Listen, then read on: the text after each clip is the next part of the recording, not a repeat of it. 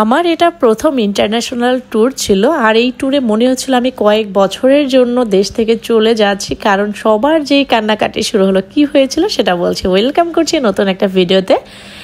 আসসালামু আলাইকুম, কেমন আছেন সবাই? এটা আমার প্রথম ইন্টারন্যাশনাল ট্যুর ছিল আর বাসা থেকে যখন বেরোচ্ছিলাম মারিয়া আর আম্মুর কান্না দেখে মনে হচ্ছিল যে আমি কয়েকশো বছরের জন্য চলে যাচ্ছি। আসলে এই ভালোবাসাগুলো পেতেও না অনেক ভালো লাগে। দেন হচ্ছে আমরা এয়ারপোর্টে চলে আসলাম। এয়ারপোর্টে এসে লাউঞ্জে বসলাম, যেহেতু আমরা ডিনার করে যাইনি। তো এখানে খেয়ে শায়নার একটা ফ্রেন্ড হয়ে গেল। আমরা এখানে কিছুক্ষণ ওয়েট করছিলাম, কারণ হচ্ছে আমাদের ফ্লাইটের জন্য এখনও টাইম বাকি ছিল। আমি এখানে কিছু স্ন্যাপ ভিডিও করে নিয়েছিলাম। আর আমার শায়ান তো খুব এক্সাইটেড ছিল, সে প্লেনে করে ঘুরতে যাবে। শায়ান কি এক্সাইটেড, আমি বেসিক্যালি অনেক বেশি এক্সাইটেড ছিলাম, কারণ এটা আমার প্রথম ইন্টারন্যাশনাল ট্যুর। আর আমার বাবা তো প্লেনে ওঠার সাথে সাথে একটা গিফট পেয়ে গেছে। আর ওয়েদার দেখেন একদমই ভালো ছিল না, খুব ভয় কাজ করছিল। আর এদিকে তো ফ্লাইটের খাবার দিয়ে দিল। আমি এই খাবারগুলো ছোটোবেলায় খেতাম, আব্বু যখন বিমানে জব করতো আব্বু প্রায় বাসায় নিয়ে আসতো। তো ফ্লাইটের খাবার খেয়ে দিলাম একটা ঘুম থেকে উঠে দেখি যে আমরা মালয়েশিয়ান এয়ারপোর্টে চলে এসেছিলাম। আসলে আমাদের ট্রানজিট ফ্লাইট ছিল। তো মালয়েশিয়ায় এসে আমাদের 4 ঘন্টা একটা ট্রানজিট ছিল। আসলে 4 ঘন্টা যে কোন দিক দিয়ে চলে গেল আমরা বুঝতেই পারিনি, কারণ আমরা এত বেশি টায়ার্ড ছিলাম। তো পুরো এয়ারপোর্টটা আসলে ঘুরে দেখাই হয়নি আমাদের। আর আমরা লাউঞ্জ ইউজ করেছিলাম। সেই লাউঞ্জে গিয়ে হচ্ছে শায়নের বাবা তো ভীষণ ক্লান্ত ছিল, তারা ঘুম মানে কোনো রকম এখানে খাবার খেয়েছে। আসলে এখানে যেই টাইপের খাবার ছিল এটা আমাদের জন্য না, আমরা তেমন একটা খেতেই পারিনি। এখানে জাস্ট আমি ব্রেডটাই খেয়েছি, আর কোনো কিছু ট্রাই করতে পারিনি। আপনি যদি বলেন ফ্রুটসটাও আমি কেন জানি ফ্রুটসটাও খেতে পারিনি, কোনো কিছুই আমার কাছে ভালো লাগছিল না।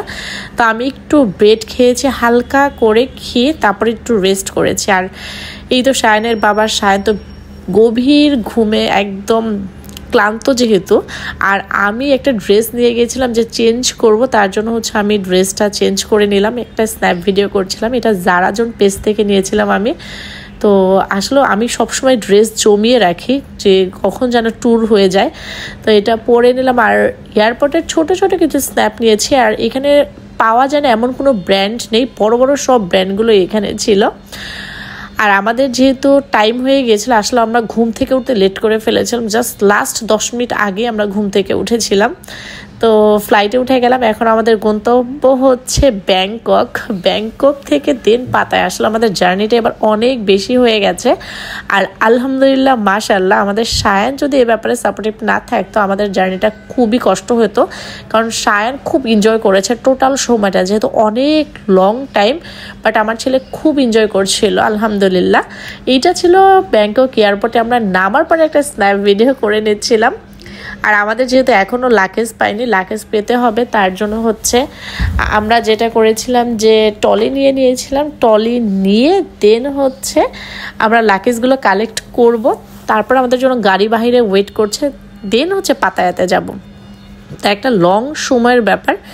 আমরা মানে গতকালকে রাত 10টায় রওনা দিয়েছি, পরের দিন বিকাল 4টায় পৌঁছিয়েছি। তাহলে বুঝেন কত একটা লং জার্নি। তো এই সময়টা খুব এনজয় করেছি আমরা, একদমই বোর হইনি। তো এইখানে সবাই হচ্ছে ব্যাংকক এসেছে, যে এটা হচ্ছে ব্যাংকক এয়ারপোর্টে। আর আমাদের জন্য তো গাড়ি দাঁড়ানো ছিল। তো এইখানে শায়নের বাবা বলছে এত ভিড়ের মধ্যে চলো তোমার একটা স্ন্যাপ ভিডিও করে দিই। স্ন্যাপ ভিডিওটা ভালোই আসবে আশা করি। তো আমিও তো হুজুকে পাগল আর ওদিকে এক্সাইটেডই হয়ে আছি। তো আমি বললাম যে ঠিক আছে আমাকে একটা সুন্দর একটা ভিডিও কথা, এই ভিডিওটা আমি পরে রিলস আকারে দিব। আর আমার ড্রেসটা কেমন হয়েছে অবশ্যই জানাবেন।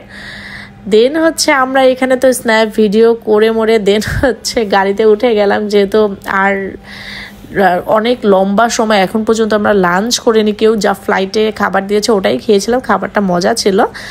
আর এইখান থেকে একদম এয়ারপোর্ট, রাস্তা থেকে এয়ারপোর্টটা পুরো দেখা যায়। এটা বাংলাদেশে কোনোভাবেই সম্ভব হতো না, বাংলাদেশের মানুষ রাস্তায় দাঁড়িয়ে থাকতো তাহলে।